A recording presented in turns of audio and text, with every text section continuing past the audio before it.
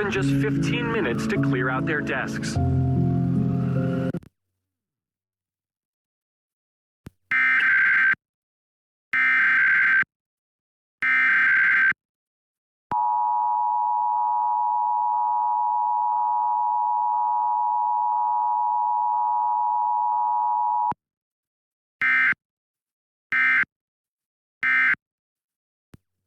That this was the very first agency they chose to target and force underscores that this is not a cost-cutting exercise. It's an exercise in power.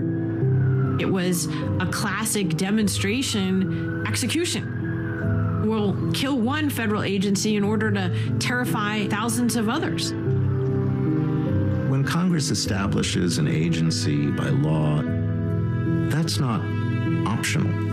That's a law, and the agency exists and then has to discharge the responsibilities that Congress has given it. So when the president tries just to shut down an agency that has statutory responsibilities, that will in many cases be inconsistent with the law. What's the point of having the authority to enact laws, which is Congress's big power, if the president can then disregard whatever they enact? Go back to the unitary theory of the executive. The President of the United States, as chief executive, has the ability to make personnel decisions